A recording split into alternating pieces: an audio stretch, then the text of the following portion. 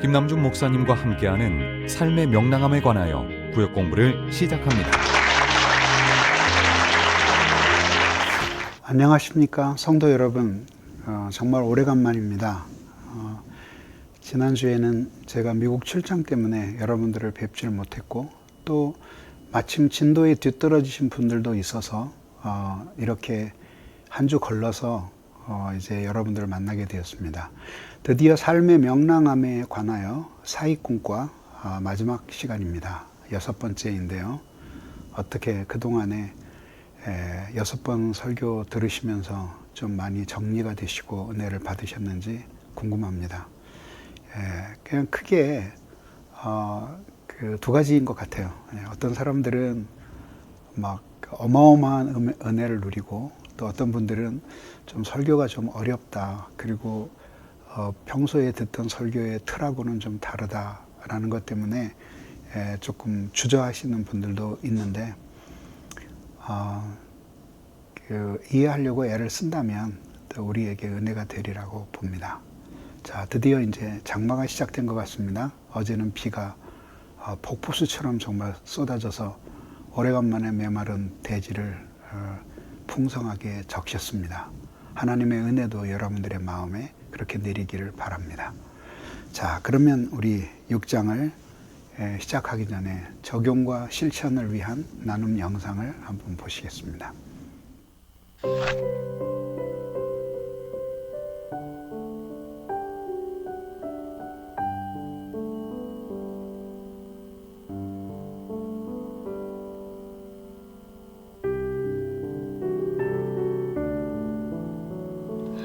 저는 교회에서 자랐지만 율법에 갇혀서 자유함을 누리지 못했던 시간들이 있었습니다.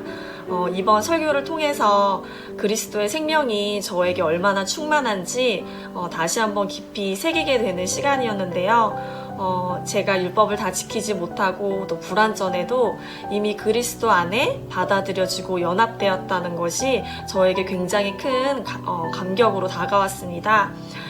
제 있는 모습 그대로를 받아주시는 그 하나님 자녀라는 정체성이 제게 큰 안정감을 준다는 것을 다시 한번 깊이 깨닫는 시간이었습니다. 네.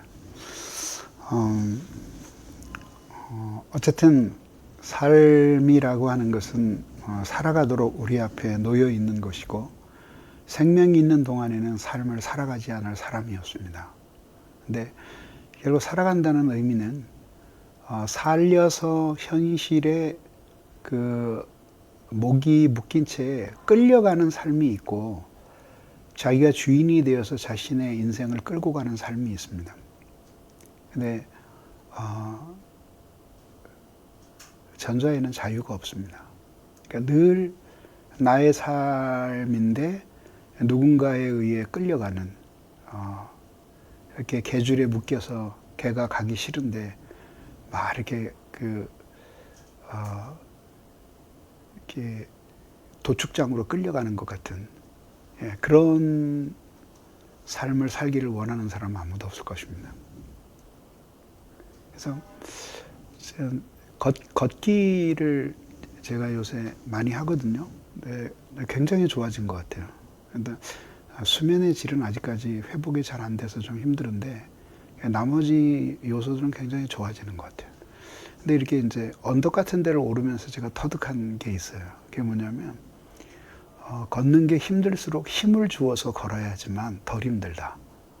그래서 걷는 게 힘들다고 힘을 쭉 빼고 걸으면 걷는 것 자체가 더 힘들어요. 그리고 발을 삐기가 아주 쉬워요. 이렇게 기왕에 걸을 것 하면서 다리에 힘을 주고 걸으면은 끌려가는 것보다는 훨씬 낫다는 사실을 깨닫습니다. 삶의 원리도 이런 것이 아닐까요? 자, 그럼 보겠습니다. 참 자유를 누리는 길.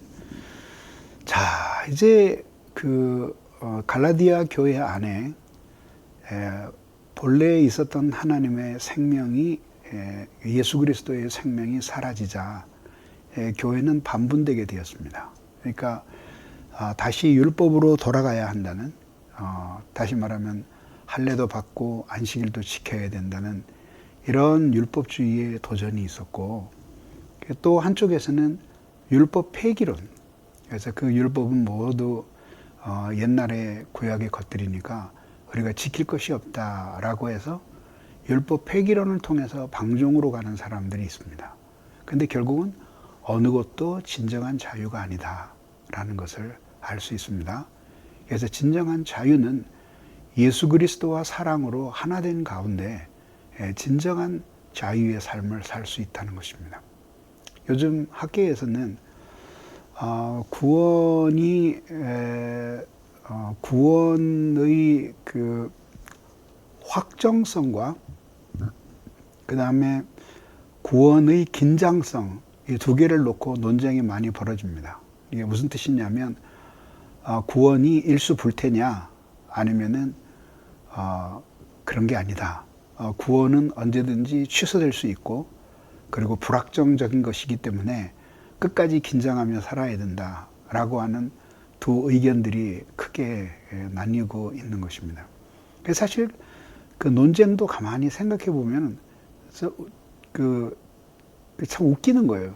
그게 뭐냐면은 사도 바울은 자신의 그 단번에 얻은 자신의 구원을 결코 의심하지 않았지만 그랬기 때문에 사실은 자신이 구원을 잃어버릴지도 모른다는 성화의 긴장 속에서 살았어요. 네. 그 두 개가 양립할 수 없고 둘 중에 하나를 선택해야 되는 것입니까? 그렇지 않죠. 그래서 남녀 사이에도 막대하는 사이가 되면 사랑 없는 거예요. 사랑하면 항상 그 사랑하는 사람 속에는 긴장이 있게 마련입니다. 어떻게 내가 사랑하는 사람이 어떻게 하면 나를 만나서 그 마음이 상하지 않을 수 있을까? 그리고 어떻게 더 행복할 수 있을까? 그리고 어떻게 하면 내가 저 사람을 더 기쁘게 해줄 수 있을까? 하는 그런 긴장이 같이 있는 거지. 그리고 그런 긴장이 없이 한없이 편하기만 해가지고 아무렇게나 대할 수 있는 사이가 되는 건 이미 마음에 실증이 나고 물린 거죠. 그러니까 관계를 포기할 때가 가까웠다는 뜻이지 사랑하면 그럴 수 없는 것이죠. 그런 단순한 사실을 생각하고 나면 그것은 이론적인 이야기가 아니라는 사실을 알 수가 있는 거죠. 그래서 실제로 사랑하며 사는 사람들 속에 이 구원은 이미 이루어진 것이고 또 한편으로는 아직 안 이루어진 것이에요. 그래서 한편으로는 구원의 확정성 속에서 쉼을 얻고 또 한편으로는 성화의 불확정성 속에서 그래서 끊임없이 성화의 길을 걸어가며 하나님과의 관계를 확인하며 살아가는 이것이 구원의 진정성을 입증하는 것이다. 이렇게 말씀드릴 수 있습니다. 어쨌든 이제 거기에 참 자유가 있다는 것을 말씀드립니다. 자, 이제 이렇게 보시겠습니다. 결국 이제 교회가 있죠, 그죠? 여기 이렇게 교회가 있고 이게 모두 이렇게 죄로 넘어졌던 사람이 예수 그리스도의 십자가의 구원의 피로 피를 믿고 그 다음에 이렇게 교회 속으로 들어오게 됩니다. 근데 이 교회 속에서 사람들이 이렇게 마음의 사랑을 가지고 살아요. 근데 그게 뭐예요? 그게 바로 이 생명이에요. 더 큰 생명 교회. 근데 이 생명은 사랑이에요. 그래서 성부, 성자, 성령께서 서로를 사랑하시고 이 사랑이 이 교회를 향하여 생명이 되는 거죠. 그 생명에 모든 사람들이 참여하면서 그러면서 자신들도 이 생명을 가지게 되는 거죠. 그 생명을 가지고 살아가는데 여기에 이것이 이제 자유에 있어서 필수적인 조건이 된다 이거죠. 생명, 사랑. 이 생명은 자기 자신을 지탱하는 힘이고 그 생명이 바깥으로 나타날 때 그것은 사랑으로 나타나는 거예요. 그래서 그런 생명을 충만히 누리며 살아가는 가운데 거기에 자유가 있는 거죠. 요즘 지금 뭐 난리가 났죠. 요새 신문 기사를 보기가 마음이 불편할 정도로 안타까운 세상이에요. 이게 뭔지 아세요? 이제 한 1년 전만 해도 젊은이들 2030 세대 사이에 벼락거지라는 말이 나왔어요. 아, 이러고 가만히 손 놓고 있다가는 벼락거지가 된다. 집값은 오르고, 그 다음에 물가도 오르고, 월급은 별로 오르질 않고, 이러다가는 벼락거지가 된다. 그러면서 이제 사람들이 투자에 올인하기 시작했어요. 그래서 엄청난 또 대출금도 싸잖아요. 그러니까 싼 이자에 신용대출도 많이 해줬어요. 그 대출을 얻어가지고 코인에 투자한 거죠. 근데 지금 코인 시장이 어떻게 됐습니까? 완전히 무너져 버렸습니다. 지금 비트코인이 6만 불, 6만 5천 불 막 이렇게 올라가던 7만 불 그렇게까지 올라가던 이 비트코인이 지금 18,000불 이하까지 떨어졌다고 하니까 아까 원금의 한 70%가량을 날린 거죠. 그리고 그나마 비트코인 같은 데 했던 사람들은 살아났지만 루나코인 같은 데 투자했던 사람들은 한 푼도 못 치고 다 날렸어요. 테슬라 열풍이 불었죠. 주가 35%까지 빠졌습니다. 그래서 삼성전자 7만 전자, 8만 전자, 9만 전자 이야기를 하더니 이제 5만 전자 이하로 곤두박질 치고, 그리고 이제 그 비대면 시대의 네이버, 카카오가 최고다 하고 주식 샀던 사람들 34% 이상 다 잃어버렸습니다. 그런데다가 지금 주택담보금리는 이제 8%까지를 바라본다고 합니다. 그러니 이제는 이제 영끌 해가지고 마지막에 막차 타면서 집을 산 2030 세대는 이제 죽을 지경입니다. 월급을 모두 타도 원리금 상환하기 바듯할 정도로 힘겨운 상황이 되고, 그리고 이제 빚 갚으라는 독촉이 은행으로부터 이제 들어오기 시작합니다. 많은 젊은이들이 정신과 치료를 받고 심지어는 세상을 등지고 합니다. 너무 안타까운 일이죠. 근데 결국 뭘 보여주는 것입니까? 인간이 결코 인간의 진정한 자유는 물질적인 풍요 속에서 누려지는 것이 아니라는 것이죠. 그건 확실합니다. 그러니까 물질이 필요 없다 그런 뜻이 아니라 한 인간의 자유로운 삶은 결코 물질을 통해서 얻어지는 것이 아니라고. 그래서 결국은 마음속에 이 생명과 자유가 사라질 때, 그때에 우리의 삶은 곤고해지게 마련인 것입니다. 참 어려운 현실입니다. 그렇죠? 어떻게 우리가 마음 안에서 이 충만한 생명을 누리며 살 것인가 하는 것이 중요한 것입니다. 갈라디아서 2장 20절에 나오는 말씀이죠. 우리 같이 읽어볼까요? 시작. 내가 그리스도와 함께 십자가에 못 박혔나니 그런즉 이제는 내가 산 것 아니요 오직 내 안에 사신 것이라. 그가 내 안에 사신 것이라. 이제 내가 육체 가운데 사는 것은 나를 사랑하사 자기 몸을 버리신 그리스도를 믿는 믿음 안에서 사는 것이다. 유명한 구절이죠. 그죠?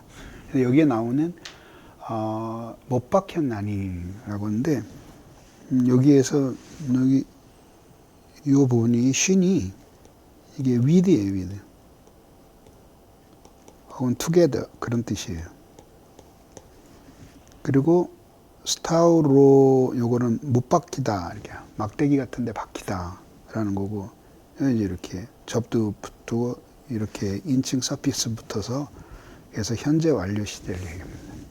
아래 이게 무슨 뜻이냐면요.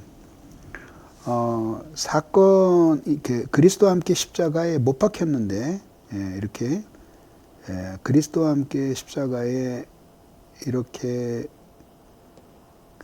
못 박혔는데, 이게 지금 지금 말하고 있는 이 순간, 현재까지 사건은 과거에 일어났지만 그 영향은 지금까지 계속되고 있는 것을 표현할 때에 현재 완료 시제를 써요.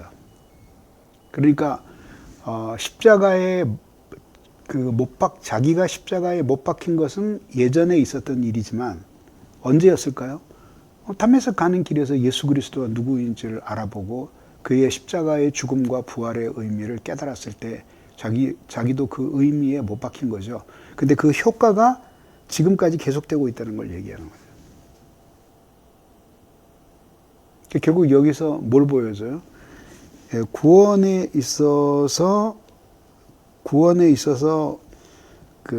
말하자면 즉각성과 그 다음에 점진성. 그러니까 단번에 구원을 얻은 것과 그 다음에 계속해서 그 구원을 이루어가는 점진성. 이걸 얘기하는 거죠. 그러니까 무슨 뜻이냐면 십자가에 못 박힌 그 감격과 영향력을 어떻게 하면 계속 유지하며 살아갈 수 있느냐라고 하는 이것이 신앙에 있어서 중요한 주제가 된다라고 하는 뜻입니다.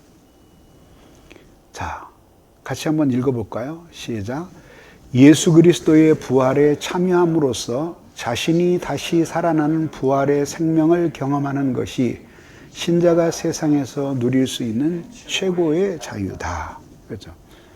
그래서 좀 더 구체적으로 이야기를 하면 이거잖아요.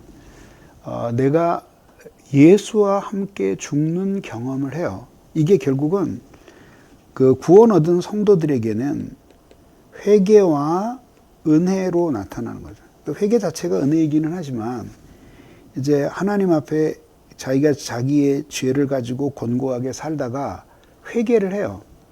그리고 회개를 하면 그 자기가 지은 그 죄 때문에 예수님이 십자가에 못 박혀 죽으셨다는 생각이 들면서 여기에서 자아의 분리가 일어나는 거예요. 그래서 자기가 집착적으로 사랑하는 병든 자아와 그 다음에 건강한 자아가 구별이 되는 거죠. 그러니까 얘는 얘를 원망하는 거죠. 탄핵하는 거죠. 그러면서 이 회개를 통해서 2000년 전에 십자가에 못 박혀 죽으신 예수 그리스도의 정사, 십자가에 죽으신 이 죽음의 의미가 침투에 들어오는 거예요.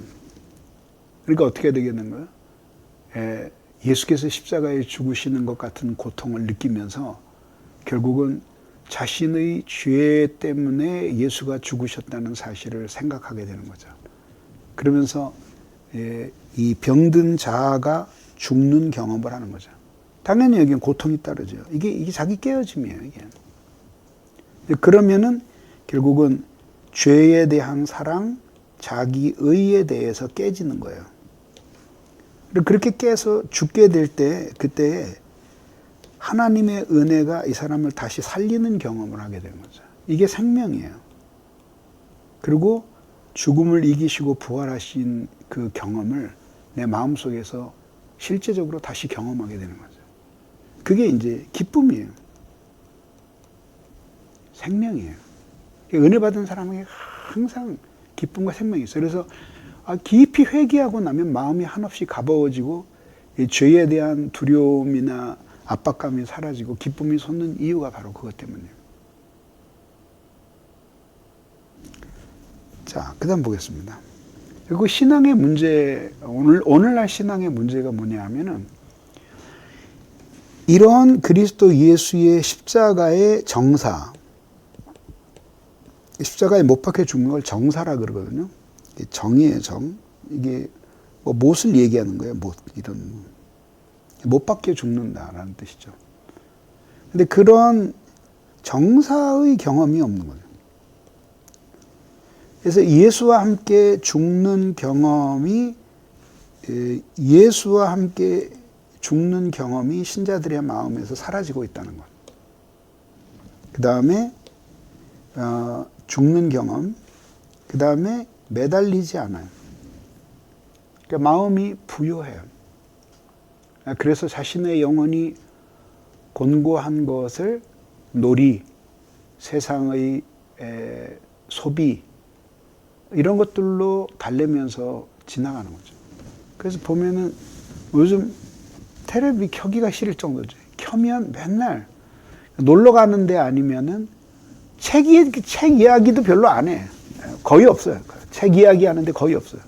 왜냐하면 그런 거 해가지고는 광고 못 받아요. 재미가 없으니까 사람들이 안 본다 해서. 그럼 뭐 여행지, 그다음 놀러 가는 거, 그 다음에 먹는 거, 어느 집이 맛있다, 어디가 풍경이 좋대더라, 그거예요.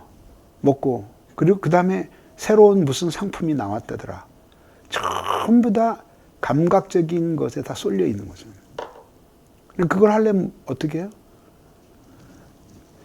자기를 반성하면서 마음을 고요하게 하는 데는 돈이 안 들어가는데 그 감각적인 것들을 다 따라 하려면 돈이 들어가야 됩니다. 그러니까 소비하기 위해서 이른 새벽부터 밤 늦게까지 미친 듯이 일을 하는 거예요. 그리고 소비에 올인을 하는 거죠. 근데 어떻게 해요? 결국은 그 소비를 못하는 때가 올 텐데 아주 가까운 시일에 나이 들잖아요. 돈이 별로 필요가 없어요. 그래서 왜요? 그러니까 뭐 이제 병원에 가고 그러는 데는 돈이 필요하지만은 뭐 많은 재산을 가지고 있을 필요가 없어요. 왜? 쓸어 다닐 기운이 없어요. 네? 못해요. 그러니까 결국은 바보 같은 짓이에요. 그래서 솔직히 다른 사람은 모르겠어요. 저는 돈 많은 사람 별로 부럽지 않아요. 물론 가난한 사람이 부럽지도 않아요. 그냥 있을 만큼 있으면 돼요. 더군다나 나이 든 사람들에게는 아무 쓸데없는 거예요. 그리고 가난하게 죽은 사람들은 형제간에 우애가 있어도 재산을 남기고 많은 재산을 남기고 죽은 자네들 사이에는 끊임없이 소송이 벌어져요. 우애하지 못해요. 그러니까 어떻게 보면 쓸모없는 거죠. 선하게 베풀고 그렇게 하나님의 뜻을 이루면서 사는 것이 지혜로운 삶이에요. 그 다음에 뭐냐면, 그래서 뭐냐면, 죄에 대해 죽고 의에 대해 다시 살아나는 경험을 해야 됩니다. 그러니까 이것이 죽음에 대한 경험이라면 이건 삶에 대한 경험이에요. 이건 기도예요. 이것이 기독교 신앙에 있어서 결정적인 건데 이것들이 지금 우리의 신앙생활 속에서 사라져가고 있는 거죠. 그러니까 무슨 하나의 데코레이션처럼 기독교 신앙을 생각하는 거예요. 그러니까 능력이 없어요. 자신의 인생을 바꿔놓지 못해요. 자, 결국 구원받은 하나님의 자녀들에게도 정욕을 따라 살려고 하는 병리적인 자아가 있고 예수 사랑하려고 하는 건강한 자아가 있어요. 이 두 개의 싸움이 늘 있는 거예요.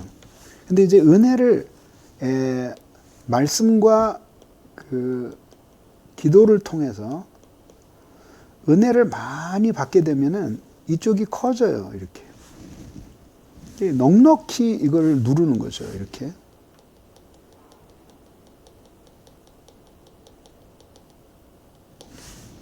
근데 만약에 말씀과 기도가 없어요. 그 다음에 세속에 대한 사랑과 정욕에 빠지게 돼요. 그럼 어떻게 돼요? 당연히 이렇게 되죠. 그래서 결국은 이게 이렇게 좀먹는 거예요. 그러니까 어떻게 해야 돼요? 항상 예수를 사랑하려고 하는 건강한 자아가 이 병리적인 자아를 이길 수 있어야 돼요. 그럼 어떻게 해야 돼요?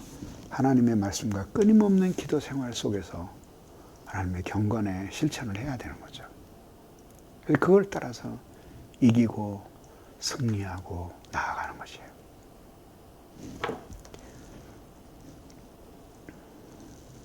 자, 근데 갈라디아서는 이렇게 말하잖아요. 그러니까 내가 육체 가운데 사는 것은 이라고 얘기해서 이게 그리스어로 사르크스예요. 그냥 이게 살, 고기, 육체, 특히 죄가 깃들 수 있는 육체를 얘기하는 거예요.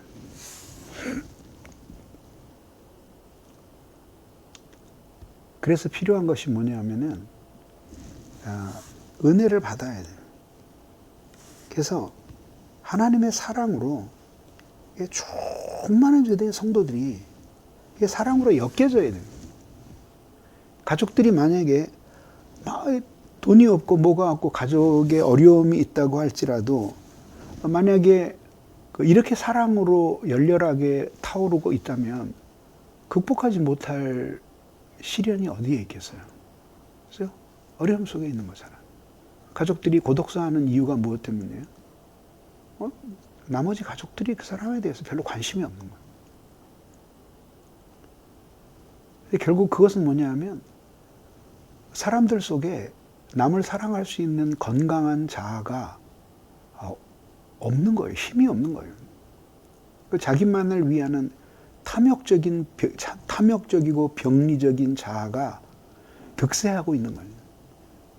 그러니까 결국 자기밖에 모르는 거죠.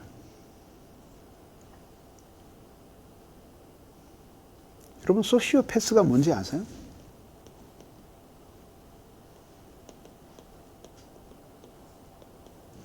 사이코패스하고는 또 다르죠. 소시오패스는 사회적 공감이 안 되는 사람이에요. 근데 이런 사람들이, 그건 뭐, 그런 사람이 있지만 나하고 뭔 상관이 있을까? 100명 중에 4명이랍니다. 살다 보면 꼭 만나요. 저도 많이 만났어요. 이런 사람들에게는 공감 없어요. 모든 것이 다 자기 중심적인 생각이에요. 이런 사람들은 엮이지 말아야 돼요. 신앙으로 이 사람들이 변화될 수 있느냐고 누가 그렇게 묻는데, 물론 변화되죠. 그러나 쉽지 않죠. 이거는 일종의 정신병이에요. 마음에 깊은 병이 든 거예요. 치료가 필요한 거죠. 그러니까 심각한 거죠. 공감을 못 한다는 거. 그래서 다른 사람의 고통에 대해 사회적으로 공감할 수 있는 내용에 대해서 서로 참여할 수 없는 그런 단절을 가지고 있는 거죠. 그래서 은혜는 소통하게 하는 거죠. 그래서 이제 자기 사랑은 자기의 이거는 단절적 사랑이에요. 자꾸 울타리를 치고 자기를 가두어요. 근데 이제 이 하나님 사랑, 이거는 사회적인 사랑이에요. 그래서 어떻게 했냐면은 이게 말하자면 하나님 사랑이죠. 이거는 계속 사랑을 확장해 가는 거예요. 이렇게.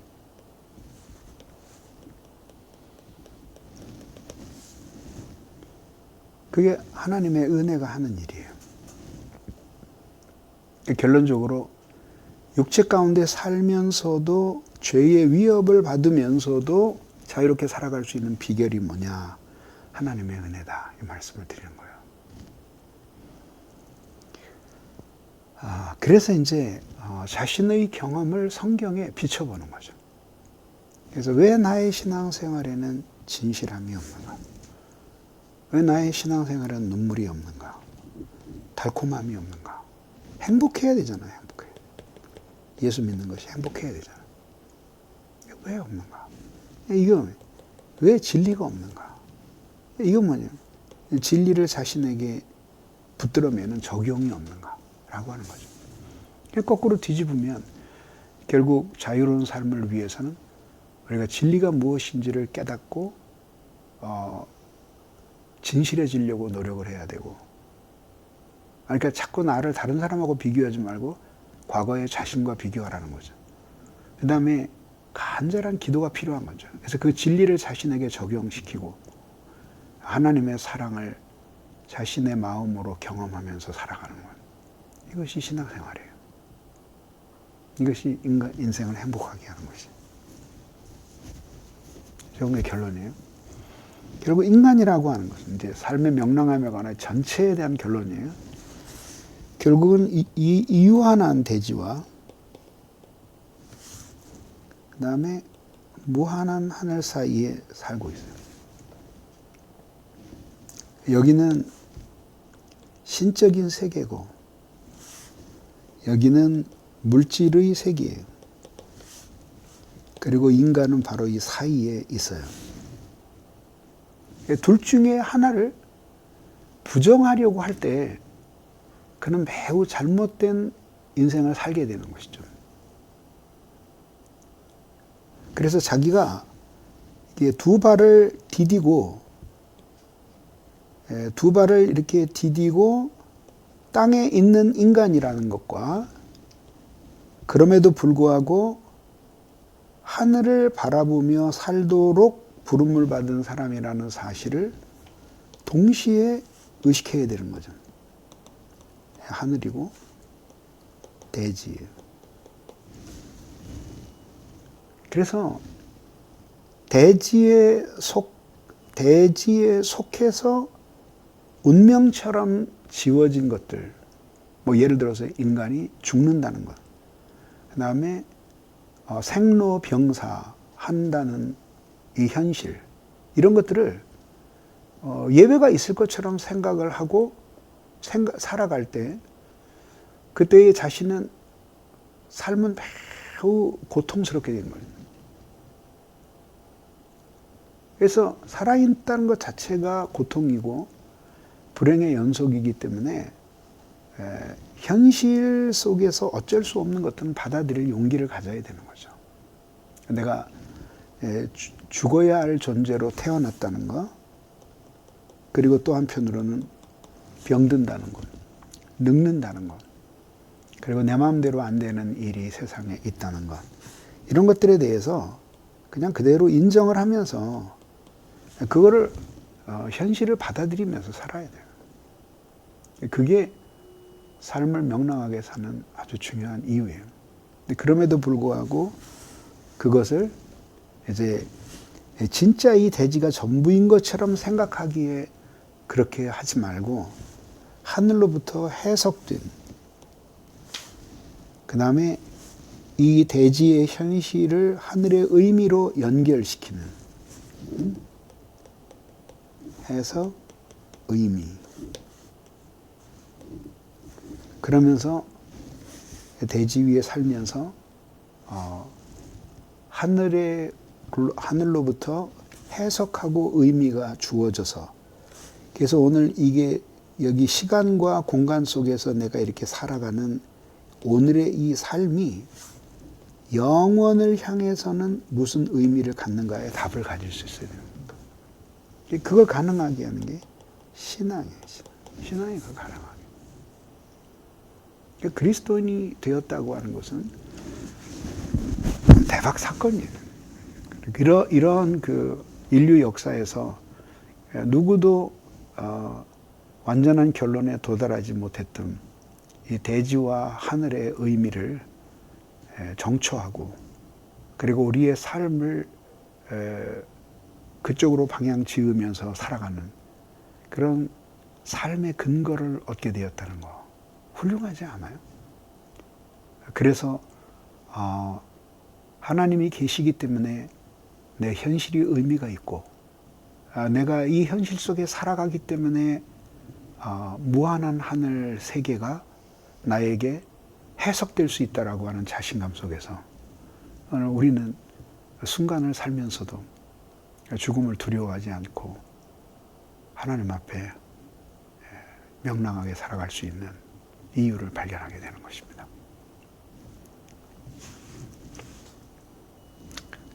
자, 우리 영상 한 개를 더 보시겠습니다.